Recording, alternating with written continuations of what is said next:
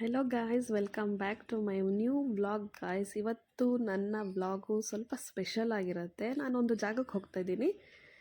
ಎಲ್ಲಿ ಅಂತ ಬನ್ನಿ ನಿಮಗೂ ಕರ್ಕೊಂಡು ಹೋಗಿ ತೋರಿಸ್ತೀನಿ. ವಿಡಿಯೋ ನೋಡ್ತಾ ನೋಡ್ತಾ ನಿಮಗೂ ಗೊತ್ತಾಗುತ್ತೆ.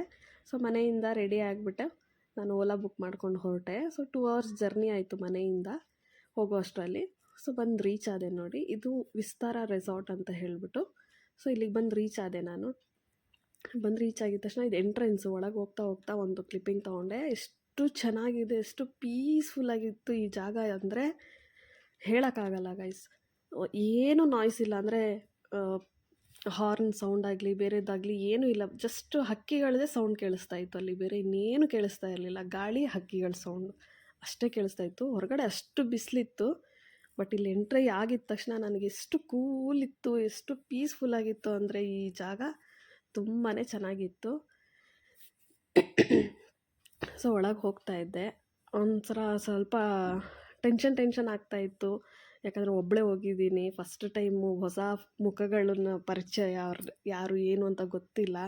ಸೊ ಹೇಗಿರುತ್ತೋ, ಹೇಗೆ ಮೀಟ್ ಮಾಡ್ತೀನೋ, ಏನು ಮಾತಾಡ್ತೀನೋ ಅನ್ನೋ ಥರ ಎಲ್ಲ ಇತ್ತು.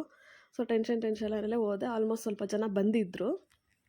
ಸೊ ಇದು ಫುಲ್ ಸರೌಂಡಿಂಗ್ ನೋಡಿ ಈ ಥರ. ನಾನಿವತ್ತು ಬಂದಿರೋದು ಮೆಡಿಟೇಷನ್, ಅಂದರೆ ಓಮ್ ಹೀಲಿಂಗ್ ಸೆಷನ್ ಅಂತ ಹೇಳ್ಬಿಟ್ಟು ಇವ್ರದ್ದು ವರ್ಕ್ಶಾಪ್ ನಡೆಯುತ್ತೆ. ಅಂದರೆ ಇವರು ಡೆಲ್ಲಿಯಲ್ಲಿರೋದು. ನಾನು ಇನ್ಸ್ಟಾಗ್ರಾಮಲ್ಲಿ ಫಾಲೋ ಮಾಡ್ತಾಯಿದ್ದೀನಿ ಇವ್ರಿಗೆ. ಸೊ ಅದನ್ನ ನೋಡ್ತಾ ಇದ್ದೆ. ಬ್ಯಾಂಗ್ಳೂರಲ್ಲಿ ಬಂದಿದ್ದೀನಿ ಅಂತ ಅವರು ಮೆನ್ಷನ್ ಮಾಡಿದಾಗ ನಾನು ಮೆಸೇಜ್ ಮಾಡಿಕೊಂಡು, ಯಾಕೆ ನಾನು ಟ್ರೈ ಮಾಡಬಾರ್ದು, ನನಗೋಸ್ಕರ ಟೈಮ್ ಕೊಡೋಣ ಸ್ವಲ್ಪ ಅಂತ ಹೇಳಿಕೊಂಡು ನಾನು ಜಾಯಿನ್ ಮಾಡಿದ್ದು. ಓಮ್ ಹೀಲಿಂಗ್ ಅಂತ ಇದು, ಅಂದರೆ ಗರ್ಭಕೋಶ. ಓಮ್ ಅಂದರೆ ಗರ್ಭ ಅಂತ. So meditation, one of meditation ಅಂತಲೇ ಹೇಳ್ಬೋದು. ಸೊ ನಾನು ಜಾಯಿನ್ ಆದೆ. ಇದು ನೋಡಿದ ತಕ್ಷಣ ಸಿಕ್ಕಾಪಟ್ಟೆ ಖುಷಿಯಾಗೋಯ್ತು ಗೈಸ್. ಬಾವಿ ಅಂದರೆ ಆಲ್ಮೋಸ್ಟ್ ಎಲ್ಲರಿಗೂ ಭಯ ಇರುತ್ತೆ ಅಲ್ವಾ. ಅದು ಪಾಳು ಬಿದ್ದಿರೋ ಬಾವಿ ಅಂದರೆ ಇನ್ನೂ ಭಯ, ಏನೇನಾಗಿತ್ತು ಅದರಲ್ಲಿ, ಹಾಗೆ ಹೀಗೆ ಅಂತೆಲ್ಲ. ಬಟ್ ಈ ಬಾವಿ ನೋಡಿದ್ರೆ ಎಷ್ಟು ಖುಷಿಯಾಯಿತು ನನಗೆ ಅಂದರೆ, ಅದ್ರೊಳಗಡೆನೇ ನಮಗೆ ಅವರು ಕ್ಲಾಸ್ ಇಟ್ಟಿರೋದು. ಅಂದರೆ ಮೆಡಿಟೇಷನ್ ಹೇಳ್ಕೊಡೋ ಕ್ಲಾಸ್, ವರ್ಕ್ಶಾಪ್ ಎಲ್ಲ ಅಲ್ಲಿ ಒಳಗಡೆನೇ ಇರೋದು. ಸೊ ಇದು ರೌಂಡ್ ಒಂದು ಕ್ಲಿಪ್ಪಿಂಗ್ ತೊಗೊಂಡೆ. ಎಲ್ಲಿ ನೋಡಿದ್ರೂ ಮರ ಮರ ಮರ ಮರ, ಗ್ರೀನರಿ. ಮತ್ತು ಇಲ್ಲೊಂದು ಸ್ಪೆಷಲ್ ಮರ ಅಂತಲೇ ಅನ್ನಿಸ್ತು ನನಗೆ. ಸಾರಿ, ಯಾಕೆ ಅಂದರೆ ಈ ಮರದ ಹೆಸರು ಅಲ್ಲಿ ಬೋರ್ಡ್ ಹಾಕಿದ್ದಾರೆ. ಒಂದೊಂದು ಮರಕ್ಕೂ ಒಂದೊಂದು ಬೋರ್ಡ್ ಹಾಕಿದ್ದಾರೆ. ಈ ಮರಕ್ಕೆ ರೇನ್ ಟ್ರೀ ಅಂತ ಹಾಕಿದ್ದಾರೆ. ಸೊ ಯಾಕೆ ರೇನ್ ಟ್ರೀ ಹಾಕಿದ್ದಾರೆ ಅಂತ ನೀವು ಅಬ್ಸರ್ವ್ ಮಾಡಿ ಗೊತ್ತಾಗತ್ತೆ. ಝೂಮ್ ಮಾಡಿ ನೋಡಿಸ್ತೀನಿ. ಯಾವ ಮರದಲ್ಲೂ ಈ ಥರ ಎಲೆ ಬೀಳ್ತಾ ಇಲ್ಲ. ಬಟ್ ಈ ಮರದಲ್ಲಿ ಕಂಟಿನ್ಯೂಸ್ ಆಗಿ ಮಳೆ ಹನಿ ಥರನೇ ಎಲೆಗಳು ಉದುರ್ತಾ ಇದೆ ಈ ಮರದಲ್ಲಿ. ಸೊ ನೀವು ಅಬ್ಸರ್ವ್ ಮಾಡಿದ್ರೆ ನಿಮಗೆ ಕಾಣಿಸುತ್ತೆ. ಆದಷ್ಟು ಝೂಮ್ ಮಾಡಿದೆ ನಾನು. ಸೊ ಆಮೇಲೆ ಗೊತ್ತಾಯಿತು, ಅದಕ್ಕೋಸ್ಕರನೇ ಈ ಮರಕ್ಕೆ ರೇನ್ ಟ್ರೀ ಅಂತಲೇ ಹೆಸರಿಟ್ಟಿದ್ದಾರೆ ಅಂತ. ಒಂದೊಂದು ಮರದಲ್ಲೂ ಒಂದೊಂದು ವಿಸ್ಮಯ, ವಿಚಿತ್ರ ಎಲ್ಲ ಇರುತ್ತೆ ಅಲ್ವಾ. ತುಂಬಾ ಖುಷಿ ಆಗುತ್ತೆ. ನೇಚರ್ ಅಂದರೆ ನನಗೆ ಸಿಕ್ಕಾಪಟ್ಟೆ ಖುಷಿ, ಇಷ್ಟ ಆ ಜಾಗದಲ್ಲೆಲ್ಲ ಇರಬೇಕು ಅಂದರೆ. ಮತ್ತು ಈ ಬಾವಿ ಶೇಪು ಅಷ್ಟೇ, ನಮ್ಮ ಗರ್ಭಕೋಶ ಯಾವ ಶೇಪಲ್ಲಿ ಇರುತ್ತೆ ನೋಡಿ, ಓಮ್ ಥರನೇ ಇದೆ. ಸೊ ಸೆಲೆಕ್ಷನ್ ಅವರು ಹೇಗೆ ಮಾಡಿದ್ರು ಅಂತ ಗೊತ್ತಿಲ್ಲ, ಈ ಪ್ಲೇಸ್ ಹೇಗೆ ಐಡೆಂಟಿಫೈ ಮಾಡಿದ್ರು ಅಂತ ಗೊತ್ತಿಲ್ಲ. ಸೊ ಸೆಲೆಕ್ಷನ್ ಅವ್ರದ್ದು ತುಂಬಾ ಇಷ್ಟ ಆಯಿತು ನನಗೆ. ಇಳಿಯೋವಾಗ ಎಲ್ಲರೂ ಭಯ ಪಟ್ಕೊಂಡಿದ್ರು. ನನಗೇನು ಅನಿಸಿಲ್ಲ. ಅಲ್ಲಿ ನೋಡಿದ ತಕ್ಷಣ ನನ್ನೇ ನಾನು ಕಳೆದೋಗ್ಬಿಟ್ಟೆ ಅಂತಲೇ ಹೇಳ್ಬೋದು. ಅಷ್ಟು ಖುಷಿ ಆಗ್ತಾಯಿತ್ತು. ಇಳಿದೆ ನಾನು. ಆಲ್ಮೋಸ್ಟ್ ತುಂಬ ಆಳ ಇತ್ತು ಆ ಬಾವಿ. ಬಾವಿಯಲ್ಲೇ ಒಂದು ಸೈಡಲ್ಲಿ ಮರ ಇದೆ ನೋಡಿ, ಇದು ಆಲದ ಮರ ಅನಿಸುತ್ತೆ ಮೇ ಬಿ. ಅದು ರೂಟ್ಸ್ ಎಲ್ಲ ಕಾಣಿಸ್ತಾ ಇದೆ. ಸೊ ಆಮೇಲೆ ಇದು ವೆಲ್ಕಮ್ ಮಾಡಿದ್ರು ಅವರು. ವೆಲ್ಕಮ್ ಅಷ್ಟೇ ತುಂಬಾ ಖುಷಿ ಆಯಿತು. ತಲೆ ಮೇಲೆ ಫಸ್ಟು ಹಣೆಗೆ ಕುಂಕುಮನ ಇಟ್ಟರು. ಆಮೇಲೆ ಫ್ಲವರ್ಸಿಂದ ನಮ್ಮ ಮೇಲೆ ಫ್ಲವರ್ಸ್ ಹಾಕಿ, ಮತ್ತು ಇನ್ನೊಬ್ರು ಈ ಕಡೆ ಏನೋ ಕಡ್ಡಿಗಳು ಕಟ್ಟಿ ಇಟ್ಕೊಂಡಿದ್ರು. ಅದರಲ್ಲಿ ನಮಗೆ ದೃಷ್ಟಿ ತೆಗೆಯೋ ಥರ ಫ್ರಂಟ್ ಬ್ಯಾಕ್ ಸೈಡೆಲ್ಲನೂ ನಮಗೆ ದೃಷ್ಟಿ ತೆಗೆದು ವೆಲ್ಕಮ್ ಮಾಡಿದ್ರು.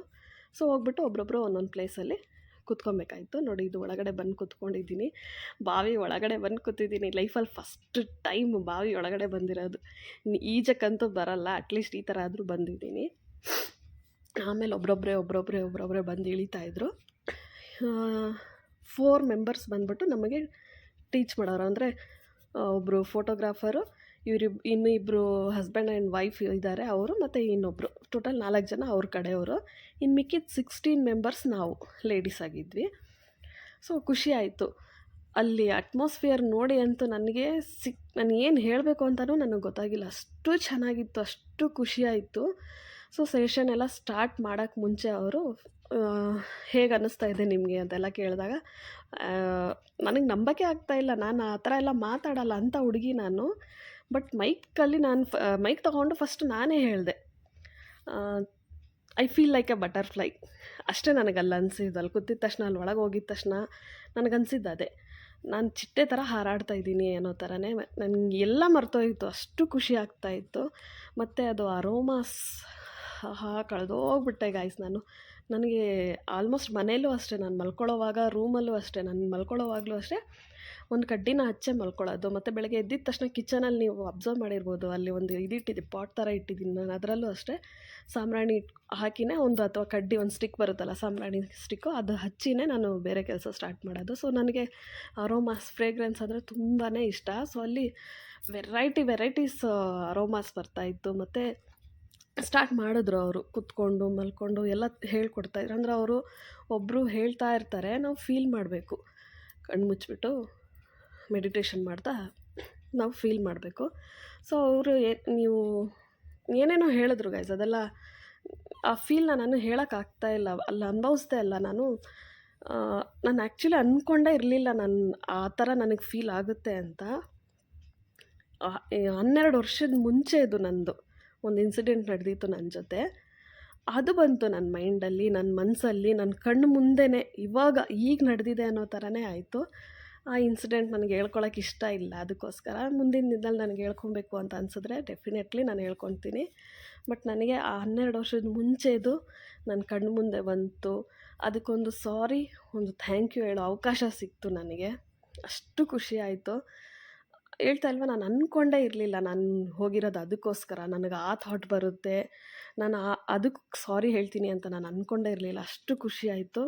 ಬಟ್ ಫೈನಲಿ ನನಗೆ ಸಿಕ್ಕಾಪಟ್ಟೆ ಇಷ್ಟ ಆಯಿತು. ಲಾಸ್ಟಲ್ಲಿ ಅವರೆಲ್ಲ ಕೇಳಿದ್ರು, ನಿಮ್ಮ ಫೀಲಿಂಗ್ಸ್ ಅಥವಾ ನಿಮ್ಮ ಎಮೋಷನ್ಸು, ನಿಮ್ಮ ಎಕ್ಸ್ಪೀರಿಯೆನ್ಸ್ ಎಲ್ಲ ಶೇರ್ ಮಾಡ್ಕೊಳ್ಳಿ ಅಂದಾಗ ನಾನು ಹೇಳಿದೆ, ನನ್ನ ಜೊತೆ ಏನಾಯಿತು ನನ್ನ ಕಣ್ಣು ಮುಚ್ಕೊಂಡಿರೋವಾಗ, ನನ್ನ ಕಣ್ಣು ಮುಂದೆ ಏನು ಬಂತು ಎಲ್ಲನೂ ಅವ್ರು ಹೇಳಿದ್ದಕ್ಕೆ ಅವರು ಬಂದ್ಬಿಟ್ಟು ತುಂಬಾ ಕ್ಲ್ಯಾಪ್ ಮಾಡಿದ್ರು. ಆ್ಯಕ್ಚುಲಿ ಎಲ್ಲರೂ 16 ಮೆಂಬರ್ಸು ಹೇಳಿದ್ರು, ಯಾರಿಗೂ ಕ್ಲ್ಯಾಪ್ ಮಾಡಿಲ್ಲ. ನನ್ನ ಥಾಟ್, ನನ್ನ ಫೀಲಿಂಗ್ಸ್ನ ನಾನು ಶೇರ್ ಮಾಡ್ಕೊಂಡಾಗ ಎಲ್ಲರೂ ಸೇರಿ ಕ್ಲ್ಯಾಪ್ ಮಾಡಿದ್ರು. ಸಖತ್ ಖುಷಿನೂ ಆಯಿತು. ಮತ್ತು ಮನಸ್ಸು ತುಂಬ ಹಗುರ ಆಯಿತು. ನಾನು ತುಂಬ ಫ್ರೀ ಏನೋ ನನ್ನಲ್ಲಿತ್ತು, ಅದನ್ನು ಕಳೆದೋಯ್ತು, ಇವಾಗ ಮುಗೀತು ಅಂತ ಅನ್ನೋ ಥರ ಫ್ರೀ ಆದೆ ನಾನು. ತುಂಬಾ ಖುಷಿ ಆಯಿತು ಗೈಸ್. 12 ವರ್ಷದ್ದು ನಾನು ಒಳಗಡೆ ಇಟ್ಕೊಂಡಿದ್ದೆ, ಅದು ಬರುತ್ತೆ ನನ್ನ ಮೈಂಡಲ್ಲಿ. ಅದಕ್ಕೊಂದು ಥ್ಯಾಂಕ್ ಯು, ಒಂದು ಸಾರಿಯಿಂದ ನಾನು ಇಷ್ಟು ಫ್ರೀ ಆಗ್ತೀನಿ ಅಂತ ಅಂದ್ಕೊಂಡಿರಲಿಲ್ಲ. ಸೊ ಎಲ್ಲ ಆದಮೇಲೆ ಈ ಹಗ್ಗಿದೆ ಅಲ್ವಾ, ತಪ್ಕೊಳ್ಳೋದು ಒಬ್ರಿಗೊಬ್ರು, ಇದು ಒಂಥರ ಮೆಡಿಟೇಷನ್ನೇ ಅಂತಲೇ ಹೇಳ್ಬೋದು, ಥೆರಪಿ. ತುಂಬಾ ಖುಷಿ ಆಯಿತು. ಎಲ್ಲರೂ ಒಬ್ರಿಗೊಬ್ರು ಹಗ್ ಮಾಡ್ಕೊಳ್ಳಿ ಅಂತ ಹೇಳಿದ್ರು. ಸೊ ಅದು ಹಗ್ ಮಾಡ್ಕೊಳ್ಳೋವಾಗಲೂ ಅಷ್ಟೇ ಸಿಕ್ಕಾಪಟ್ಟೆ ಖುಷಿ ಆಯಿತು. ತುಂಬಾ ನೆಮ್ಮದಿ ಸಿಗ್ತಾಯಿತ್ತು. ಈ ದಿನ ತನು ಅನ್ನೋದೇ ಮರ್ತೋಗ್ಬಿಟ್ಟಿದ್ದೆ ಅಷ್ಟೇ, ಇನ್ನೇನು ಹೇಳೋಕ್ಕಾಗಲ್ಲ. ಅಷ್ಟು ಖುಷಿ ಆಯಿತು.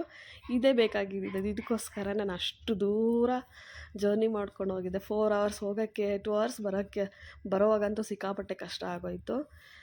ಯಾಕಂದರೆ ಕತ್ಲೆ ಆಗೋಯಿತು. ಮತ್ತು ಬಸ್ಸಲ್ಲಿ ಬಂದೆ ಬರೋವಾಗ, ನೋಡೋಣ, ಅದು ಸುಮಾರು ವರ್ಷ ಆಗೋಗಿತ್ತು ನಾನು ಬಸ್ಸಲ್ಲಿ ಓಡಾಡಿ, ಅದಕ್ಕೋಸ್ಕರ ಬಸ್ಸಲ್ಲೆಲ್ಲ ಬಂದೆ. ಸೊ ಸ್ವಲ್ಪ ಸ್ಟ್ರೈನ್ ಆಯಿತು. ಮತ್ತು ಹತ್ತೋವಾಗಲೂ ಅಷ್ಟೇ ಏನು ಭಯ ಆಗಿಲ್ಲ. ನನ್ನ ಮುಂದೆ ಇರೋರು ಹತ್ತಲಾ ಬೇಡವಾ ಅಂತ ಇದ್ರು. ಅಟ್ಲೀಸ್ಟ್ ಜಾಗ ಬಿಟ್ಟರೆ ನಾನಾದರೂ ಹತ್ತಿಬಿಡ್ತಿದ್ದೆ ಪಟ ಅಂತ. ನನಗೆ ಆ್ಯಕ್ಚುಲಿ ಕಾಲು ನೋವಿತ್ತು ಅವತ್ತು, ಬ್ಯಾಂಡೇಡ್ ಎಲ್ಲ ಹಾಕ್ಕೊಂಡು ಹೋಗಿದ್ದೀನಿ. ಬಟ್ ಅಲ್ಲಿ ಹೋದ್ಮೇಲೆ ಅದು ನನಗೆ 1% ಬಂದಿಲ್ಲ ನನ್ನ ಮೈಂಡಲ್ಲಿ. ನನ್ನ ಕಾಲು ಫ್ರ್ಯಾಕ್ಚರ್ ಆಗಿದೆ, ನನಗೆ ಕಾಲು ನೋವಿದೆ, ನನಗೆ ಇಳಿಯೋಕ್ಕಾಗಲ್ಲ, ನನಗೆ ಹತ್ತೋಕ್ಕಾಗಲ್ಲ ಸ್ಟೆಪ್ಸು, ಏನೂ ಬಂದಿಲ್ಲ ನನಗೆ. ಅಷ್ಟು ನೆಮ್ಮದಿಯಿಂದ, ಅಷ್ಟು ಖುಷಿಯಾಗಿ, ಅಷ್ಟು ಚೆನ್ನಾಗಿತ್ತು ಆವತ್ತಿನ ದಿನ ನನಗೆ. ಸೊ ಮೆಡಿಟೇಷನ್ ಅನ್ನೋದು ನಮ್ಮ ಲೈಫಲ್ಲಿ ಎಷ್ಟು ಮುಖ್ಯ ಅನ್ನೋದು ಗೊತ್ತಿತ್ತು ಫಸ್ಟು. ಬಟ್ ಅವತ್ತು ಎಕ್ಸ್ಪೀರಿಯನ್ಸ್ ಆಯಿತು ನನಗೆ, ಮೆಡಿಟೇಷನಿಂದ ನಮಗೆ ಎಷ್ಟು ಯೂಸ್ಫುಲ್ ಆಗುತ್ತೆ ಅಂತ. ಸೊ ಅಲ್ಲಿ ಹೋಗಿ ಬಂದಾಗಿಂದ ದಿನಾನು ಬೆಳಗ್ಗೆ ಹೊತ್ತು ನಾನು ನನ್ನ ಲೈಫ್ ರುಟೀನಲ್ಲಿ ಇದು ಒಂದು ಆ್ಯಡ್ ಮಾಡ್ಕೊಂಡಿದ್ದೀನಿ. ಒಂದು 15 minutes ಮನೆಯಲ್ಲೇ ಮೆಡಿಟೇಷನ್ ಮಾಡ್ತೀನಿ. ನೀವು ಮಾಡಿ, ತುಂಬ ಯೂಸ್ಫುಲ್ ಆಗುತ್ತೆ. ಆಮೇಲೆ ಅದೆಲ್ಲ ಆದಮೇಲೆ 3 hours ನಡೀತು. ಆಮೇಲೆ ಅವರು ಲಂಚೆಲ್ಲ ಅವರೇ ಅರೇಂಜ್ ಮಾಡಿದರು. ಲಂಚ್ ಮಾಡಿಕೊಂಡು ವೆಜ್ ಪಲಾವ್ ಮತ್ತು ವೆಜಿಟೇಬಲ್ಸ್ ಪಲ್ಯ ಮತ್ತು ಹಪ್ಪಳ ಅನ್ನ ಸಾಂಬಾರೆಲ್ಲ ಇತ್ತು. ನಾನು ಅಷ್ಟು ಹಾಕ್ಕೊಂಡು, ಅದು ಒಬ್ಬಳೇ ಅಲ್ವಾ, ಯಾರ ಜೊತೆನೂ ಜಾಸ್ತಿ ಮಾತಾಡಿಲ್ಲ, ಬಟ್ ಅವರೇ ಬಂದು ಮಾತಾಡಿಸ್ತಾಯಿದ್ರು. ಮಾತಾಡಿದೆ, ಖುಷಿ ಆಯಿತು. ಆಮೇಲೆ ಅಲ್ಲಿಂದ ಹೋಗೋವಾಗ ಒಂದು ಕ್ಲಿಪ್ಪಿಂಗ್ ತೊಗೊಂಡು ನೋಡಿ, ಇದೆಲ್ಲ ಆದಮೇಲೆ ಮನೆಗೆ ಹೋಗ್ತಾಯಿದ್ದೀನಿ. ಬರೋವಾಗೂ ಅಷ್ಟೇ ಖುಷಿಯಾಗೇ ಬಂದೆ. ತುಂಬ ಚೆನ್ನಾಗಿತ್ತು. ನನ್ನ ಪರ್ಸ್ನಲ್ ಅದೆಲ್ಲ ನಾನು ಮುಂದಿನ ದಿನದಲ್ಲಿ ನಾನು ಶೇರ್ ಮಾಡ್ಕೊಬೇಕು ಅನಿಸಿದ್ರೆ 100% ಶೇರ್ ಮಾಡ್ಕೊತೀನಿ. ಬೇಜಾರು ಮಾಡ್ಕೊಬೇಡಿ ಹೇಳಿಲ್ಲ ಅಂತ. ಡೆಫಿನೆಟ್ಲಿ ಒಂದಲ್ಲ ಒಂದು ದಿವಸ ನಾನು ಶೇರ್ ಮಾಡ್ಕೊತೀನಿ ಗಾಯ್ಸ್. ಓಕೆ ಗಾಯ್ಸ್, ಅಲ್ಲಿವರೆಗೂ ನನ್ನ ವಿಡಿಯೋ ನಿಮಗೆ ಇಷ್ಟ ಆದರೆ, ನನ್ನ ಈ ಮನಸ್ಸಿನ ಮಾತು ನಿಮಗೆ ಇಷ್ಟ ಆದರೆ ಪ್ಲೀಸ್ ಒಂದು ಲೈಕ್ ಕೊಡಿ. ಇಲ್ಲಿ ಇಷ್ಟ ಆಗಿಲ್ಲ ಅಂದರೆ ಪರವಾಗಿಲ್ಲ, ಡಿಸ್ಲೈಕ್ ಕೊಡಿ. ನೆಕ್ಸ್ಟ್ ವೀಡಿಯೋಲಿ ಸಿಗ್ತೀನಿ ಗಾಯ್ಸ್. ಅಲ್ಲಿವರೆಗೂ ಟೇಕ್ ಕೇರ್. Bye guys.